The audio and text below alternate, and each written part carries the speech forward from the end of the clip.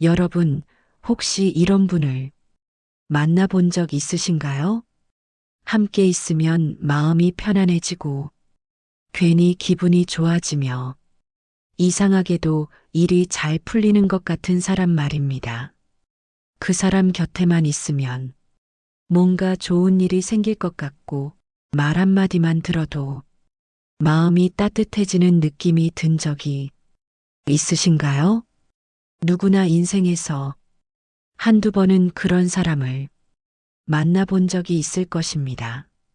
그렇다면 왜 어떤 사람은 곁에 있기만 해도 복이 따라올까요? 그런 사람들에게는 어떤 공통점이 있을까요?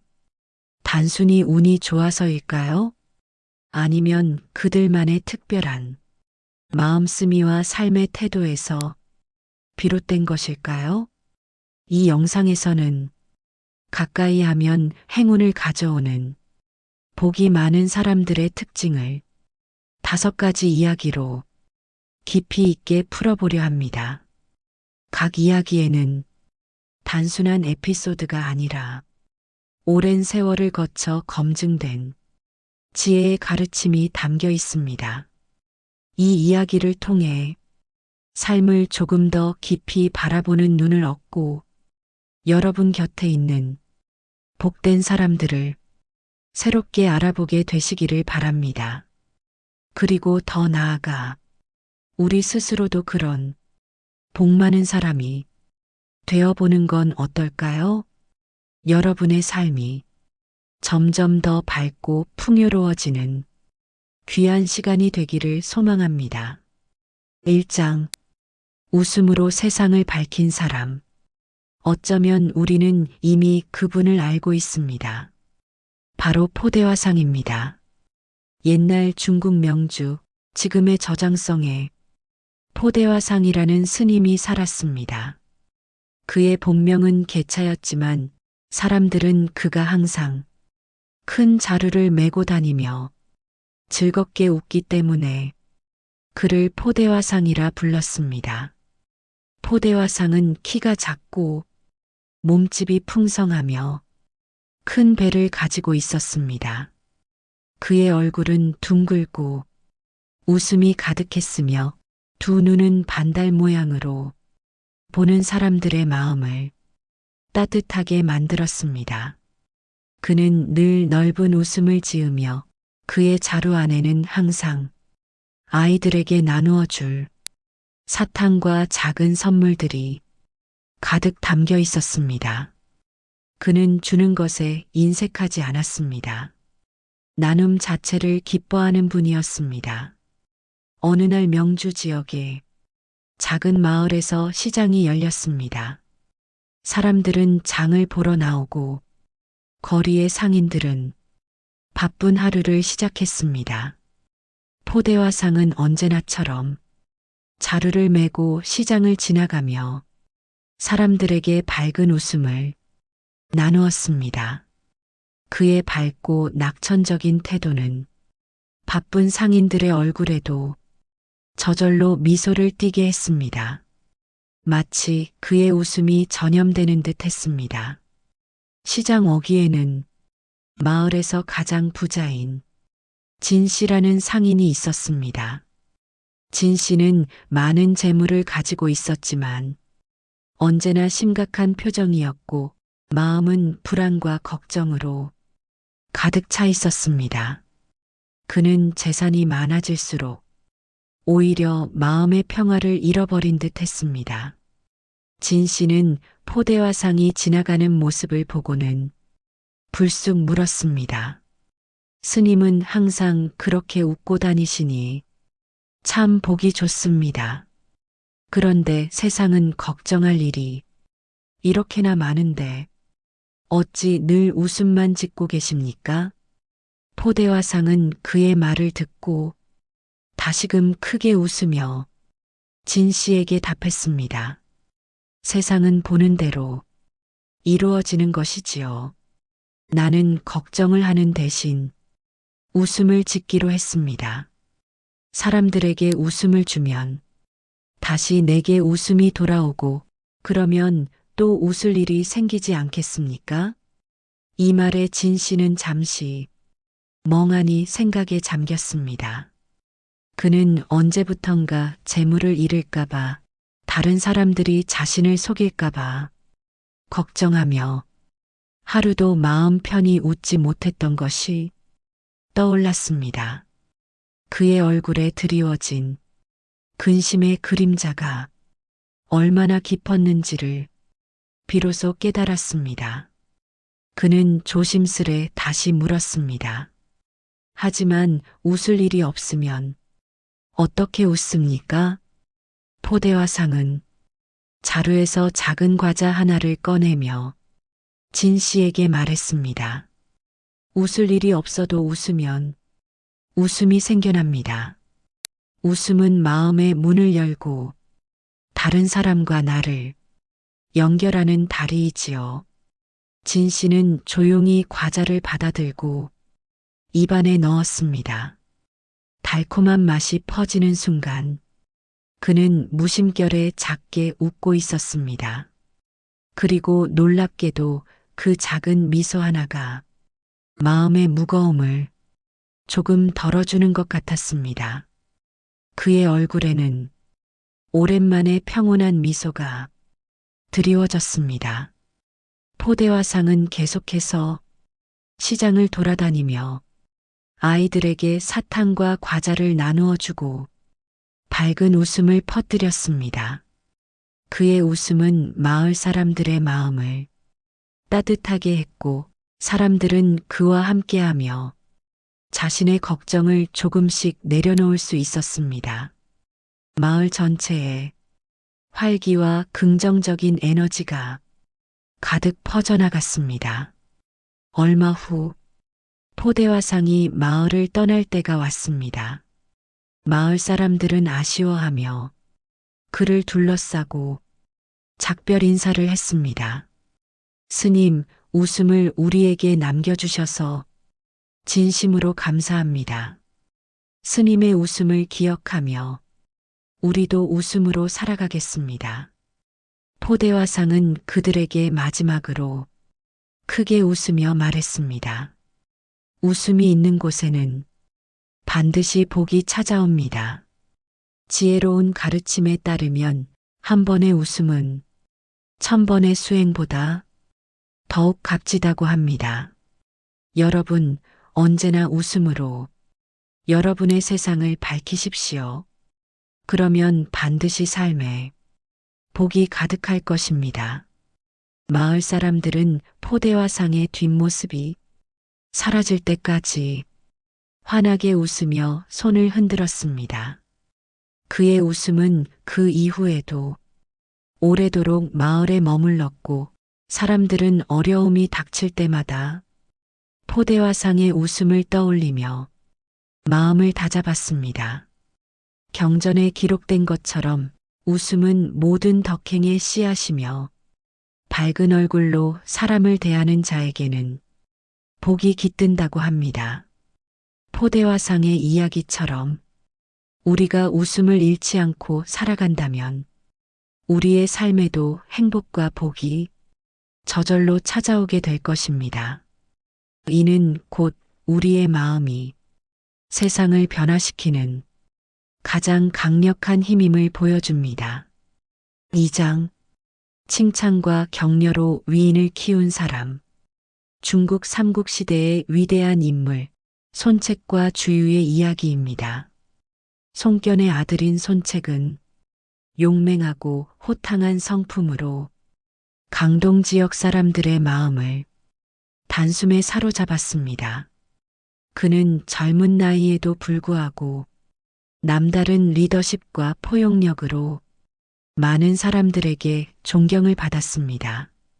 손책에게는 무엇보다 사람을 귀하게 여기는 마음이 있었고 특히 주변 사람의 재능을 발견하고 진심으로 격려하는데 탁월한 능력을 발휘했습니다.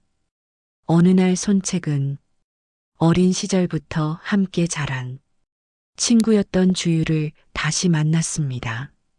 주유는 비상한 재능과 지혜를 가지고 있었지만 아직 세상에 그 이름이 널리 알려지지 않은 젊은이였습니다. 주유는 조용하고 차분한 성품이었지만 그의 내면에는 누구보다도 뛰어난 지략과 능력이 숨겨져 있었습니다. 손책은 주유를 보자마자 기쁨을 감추지 못했습니다. 주유야, 내가 이렇게 성장한 자네의 모습을 보니 참으로 반갑구나. 내 너의 지략과 재능을 이미 알고 있으니 앞으로 나와 함께 큰 일을 도모해보자. 주유는 손책의 따뜻한 말에 마음 깊이 감동했습니다. 그는 손책의 진심 어린 칭찬에 힘입어 자신감이 조금씩 자라기 시작했습니다. 그 후 두 사람은 끊임없이 만나서 함께 책을 읽고 심도 깊은 전략을 논의하며 미래를 설계했습니다. 주유가 때로는 자신의 생각을 망설이며 표현하지 않을 때면 손책은 언제나 힘을 북돋아 주었습니다. 자네의 생각을 믿고 과감히 말하게. 세상은 자네의 지혜를 간절히 필요로 한다네. 주유는 손책의 변함없는 격려 덕분에 점점 더 자신감 있게 의견을 제시했고 곧 강동 지역의 가장 중요한 전략가로 인정받기 시작했습니다. 시간이 흘러 중국 삼국시대의 명운을 가른 적벽대전이라는 큰 전쟁이 벌어졌습니다. 조조가 100만 대군을 이끌고 남하하자 강동은 최대의 위기에 처하게 되었습니다. 주유는 사령관으로서 막중한 책임감을 느끼며 밤을 지새웠습니다. 그의 마음은 무겁기만 했고 만약 전투에서 패하면 많은 이들이 목숨을 잃고 지역이 황폐해질 것이라는 두려움이 컸습니다. 바로 그때 손책이 그를 찾아왔습니다. 그는 주유의 깊은 걱정과 두려움을 한눈에 알아채고는 조용히 말했습니다. 나는 자네를 믿네. 지금껏 자네가 한 일들은 언제나 옳았고 뛰어났네. 자네는 반드시 이 싸움을 승리로 이끌 걸세. 나는 자네 곁에서 항상 함께하겠네. 손책의 진정 어린 믿음과 격려에 주유의 마음은 다시 안정을 찾았습니다. 그는 밤새 전투의 전략을 세심하게 다듬었고 병사들에게 용기를 심어주며 전투를 준비했습니다. 이튿날 강을 사이에 둔 대규모 전투에서 주유는 자신 있게 병사들을 지휘했습니다. 그는 기습 전략을 펼쳐 조조의 대군을 크게 격파했고 결국 강동을 구하는 역사적인 승리를 거두었습니다. 전투가 끝나자 주유는 손책 앞에서 깊이 머리를 숙이며 감사의 마음을 표현했습니다. 오늘의 승리는 당신의 믿음과 칭찬 덕분입니다. 당신의 변함없는 믿음이 저를 이끌었습니다. 손책은 따뜻한 웃음을 지으며 주유의 어깨를 두드렸습니다. 내 칭찬은 작은 것이었네. 결국 자네 자신의 힘으로 이룬 것이야. 자네야말로 진정한 영웅이지. 이 이야기를 통해 우리는 지혜로운 가르침에서 말씀하신 바를 깊이 새기게 됩니다. 지혜로운 사람은 다른 이의 장점을 기뻐하며 그를 칭찬하고 격려한다고 합니다. 진정한 칭찬과 격려는 단지 말의 꾸밈이 아니라 그 사람의 마음을 일으키고 삶의 방향을 바꾸며 결국은 그 사람 안에 잠든 큰 지혜와 능력을 깨우는 불씨가 됩니다. 손책이 주유에게 보여준 믿음과 칭찬은 단지 전쟁의 승패를 가른 것이 아니라 한 사람의 인생을 바꾸고 더 나아가 수많은 백성의 안위를 지켜낸 것이었습니다. 우리도 일상 속에서 이처럼 따뜻한 말을 나누며 서로의 가능성을 밝혀주는 사람이 된다면 그 복은 우리 모두에게 다시 돌아올 것입니다. 긍정적인 말의 힘이 얼마나 위대한지를 보여주는 사례라 할 수 있습니다. 3장. 감사로 인생의 전환점을 맞이한 사람. 그는 미국의 가장 존경받는 대통령 중 한 명입니다.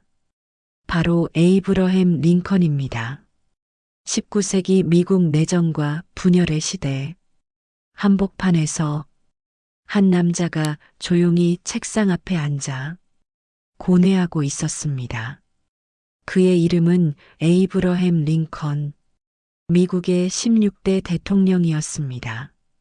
긴 전쟁, 끝없는 정치적 혼란, 그리고 개인적인 비극 속에서도 그는 늘 감사라는 단어를 마음속에 깊이 새기며 잊지 않았습니다. 링컨은 젊은 시절 가난한 가정에서 태어나 학교도 제대로 다니지 못한 채 목재를 나르고 노동으로 생계를 꾸렸습니다. 그러나 그는 책을 사랑했고 세상과 인간에 대한 이해를 넓히기 위해 밤마다 촛불 아래에서 책장을 넘기곤 했습니다. 그의 삶에는 수많은 고난이 끊이지 않았습니다. 젊은 시절에는 사랑하는 여인을 병으로 먼저 떠나보내야 했고 내 아이 중 3명을 먼저 앞세우는 아픔도 겪었습니다. 정계에 입문한 뒤에는 낙선과 비난의 연속이었으며 대통령이 된 이후에도 남북으로 갈라진 국민 사이에서 끊임없는 갈등과 불신에 직면해야 했습니다. 그럼에도 불구하고 그는 불평보다는 감사를 선택했습니다. 링컨은 자주 말하곤 했습니다. 감사는 더 좋은 내일을 위한 문을 여는 열쇠입니다. 남북 전쟁이 한창이던 어느 날 그는 전선에서 돌아온 병사 한 명이 남긴 편지를 받았습니다. 그 병사는 전투 중에 다리를 잃었고 사랑하는 동료들을 잃은 충격 속에서 고통받고 있었습니다. 그러나 편지에는 원망이나 분노가 없었습니다. 대신 그는 이렇게 썼습니다. 제 다리는 다시 자라지 않겠지만 제가 지켜낸 나라와 자유는 자랄 것입니다. 그것으로 저는 충분히 감사하게 생각합니다. 이 글을 읽은 링컨은 한동안 말이 없었습니다. 그의 눈에는 깊은 감동의 물결이 일렁였습니다. 그는 그날 밤 직접 손편지를 써내려갔습니다. 그 편지에는 진심 어린 감사가 가득 담겨 있었습니다. 여러분이 지킨 이 나라, 여러분과 동료들이 흘린 피 위에 우리는 평화와 존엄을 다시 세우고 있습니다. 여러분의 고통은 결코 헛되지 않았습니다. 나는 여러분께 그리고 여러분의 고귀한 동료들에게 마음 깊이 감사드립니다.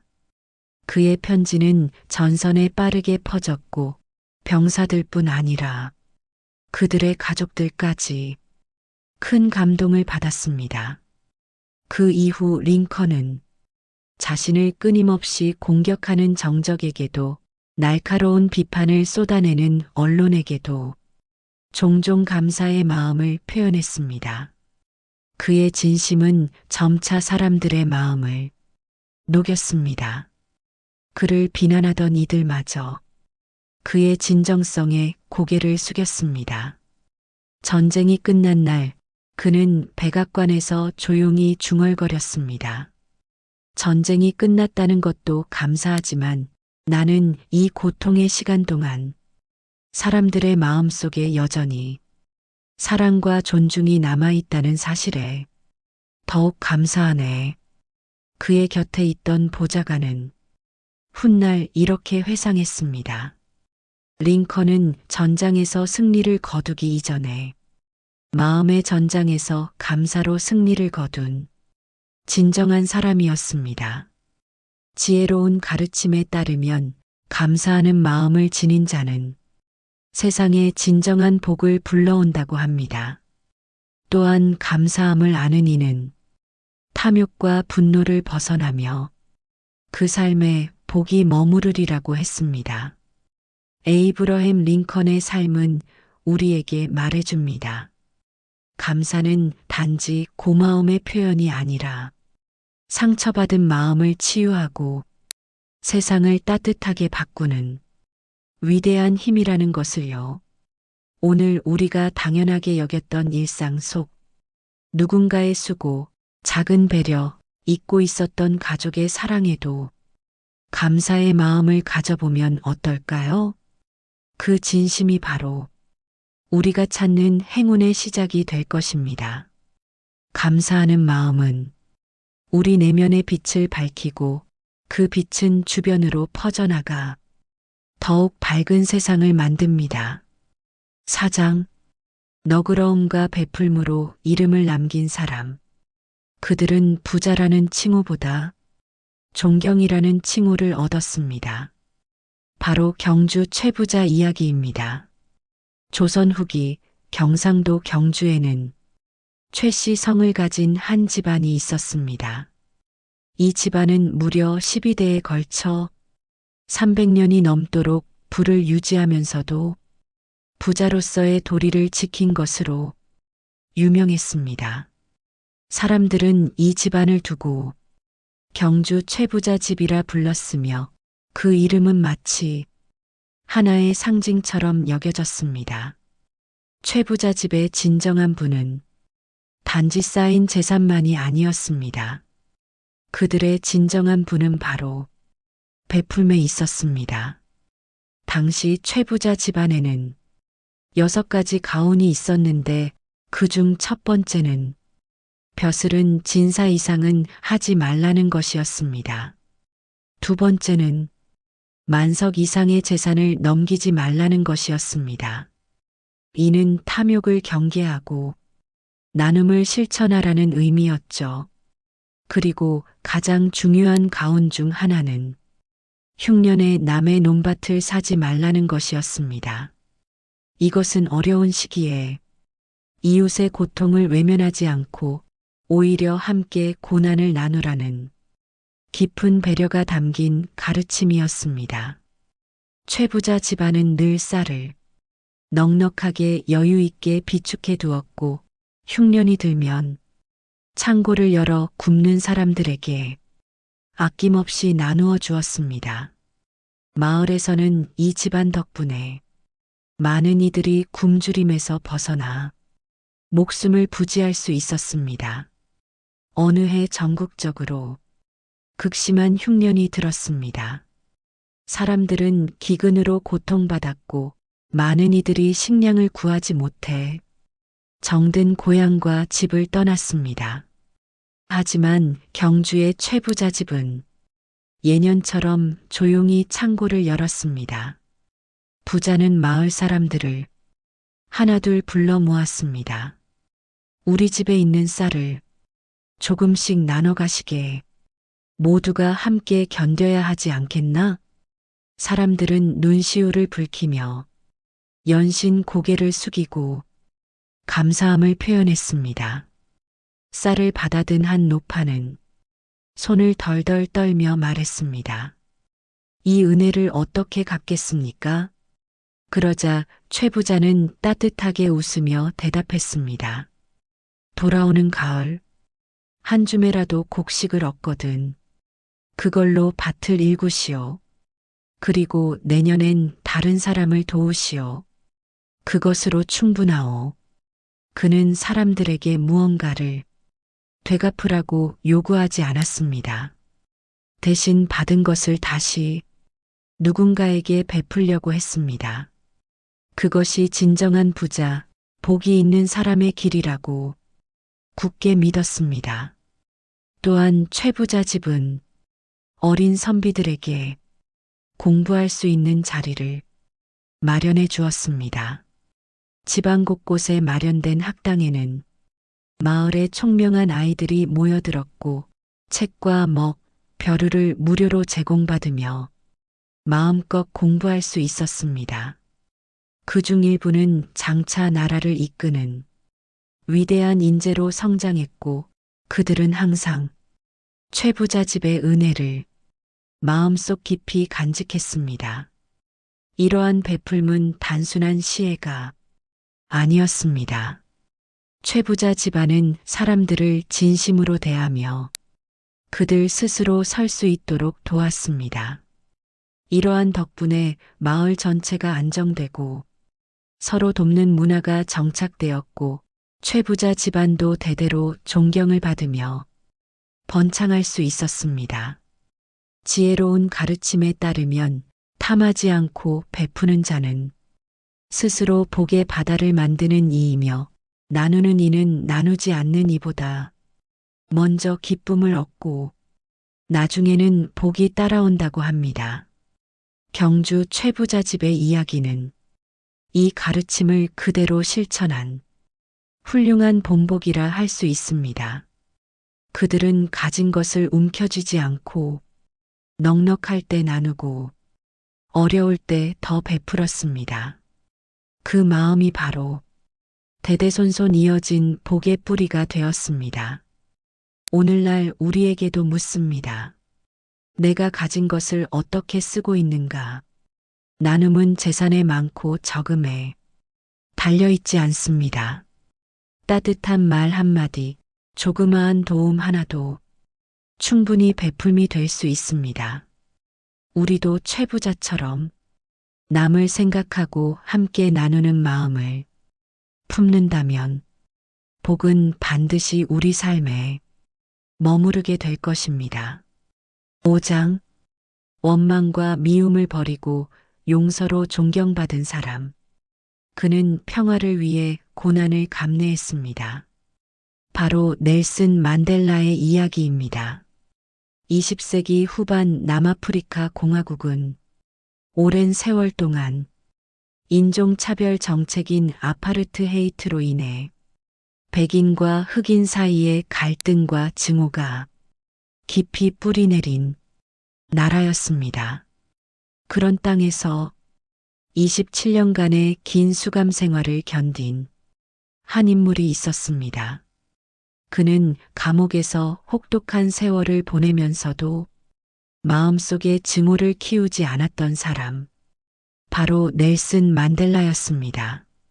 만델라는 젊은 시절부터 흑인들의 권리를 되찾기 위해 싸웠습니다. 하지만 그는 무력보다는 대화를, 증오보다는 깊은 이해와 용서를 강조했습니다.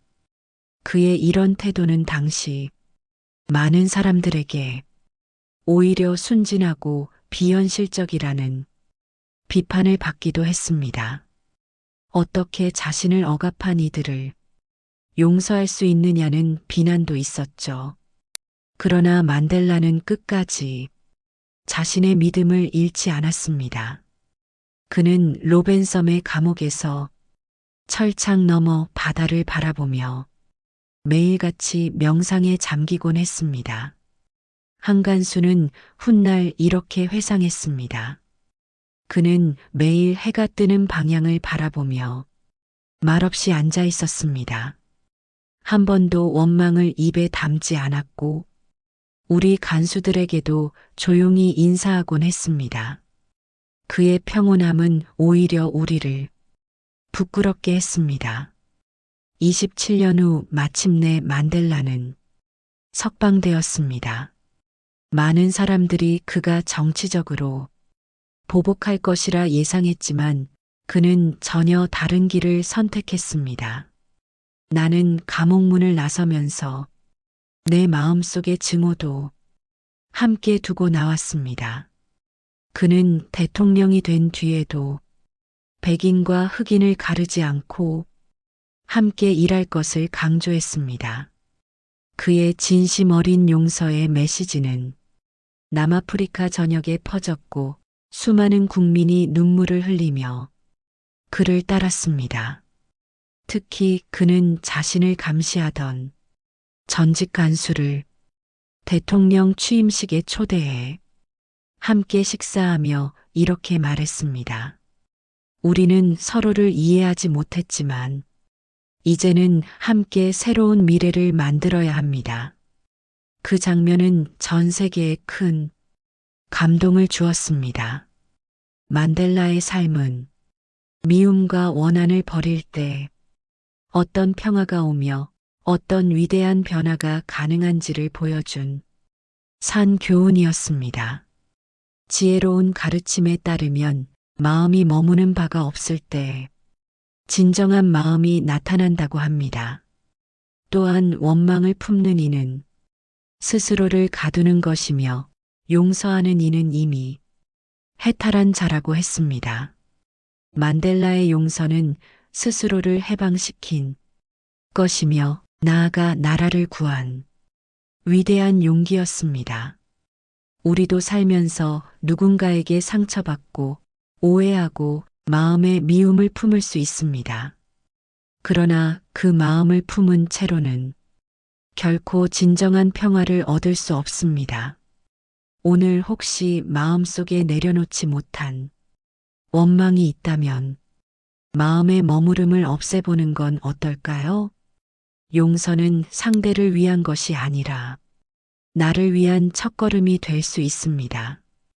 그렇게 할 때 우리는 복과 평화가 머무는 삶을 살 수 있을 것입니다. 지금까지 5사람의 이야기를 함께 깊이 살펴보았습니다. 웃음으로 복을 전한 포대와 상, 칭찬으로 재능을 꽃피운 손책과 주유, 감사로 위기를 이겨낸 링컨, 나눔으로 존경받은 경주 최부자, 그리고 용서로 평화를 만든 넬슨 만델라. 이들의 삶에는 정말 특별한 공통점이 있었습니다. 그들은 남다른 운을 타고난 사람들이라기보다 매 순간의 마음가짐과 태도를 통해 스스로 복을 만들어간 사람들이었습니다. 그 복은 자신만을 위한 것이 아니라 주변 사람들과 함께 나누고 확산시킨 덕이었습니다. 지혜로운 가르침에 따르면 복은 하늘에서 떨어지는 것이 아니라 마음에서 우러나오는 것이니라 하셨습니다. 복이 많은 사람을 곁에 두고자 한다면 우리도 그와 같은 마음을 지니는 것이 가장 빠른 길입니다. 그 마음이란 무엇일까요? 미소 짓는 얼굴, 따뜻한 칭찬, 사소한 것에도 감사하는 태도, 아낌없이 베푸는 넉넉함, 그리고 과거를 용서하고 놓아주는 용기. 그것이야말로 복을 부르는 사람들의 진짜 비결일 것입니다. 이제 이야기를 덮으며 나 자신을 돌아보는 시간을 가져보면 어떨까요? 나는 내 주변 사람들에게 어떤 기운을 주는 사람인가요? 그리고 나는 어떤 마음을 품고 살아가고 있는가요? 조금씩 천천히라도 복이 많은 사람의 마음을 따라 살아간다면 어느새 우리 곁에도 그 복이 머물러 있을 것입니다. 그 작은 변화가 오늘부터 시작되기를 바랍니다. 여러분, 삶의 길 위에서 때때로 지치고 힘들 때 이곳에서 잠시 쉬어가며 마음을 정돈하고 다시 나아갈 힘을 얻으시길 바랍니다. 우리의 모든 영상은 여러분의 삶의 질을 높이고 내면의 평화를 찾는데 기여하고자 하는 진심 어린 마음으로 만들어집니다. 여러분이 흘려보낸 땀방울과 인생의 모든 순간들이 결코 헛되지 않았음을 기억하십시오. 그 모든 경험이 오늘의 여러분을 만들었고 지금의 귀한 지혜로 빛나고 있습니다. 다음 이야기에서는 삶의 깊은 통찰과 마음의 평화를 위한 또 다른 지혜로 여러분 곁을 찾아뵙겠습니다.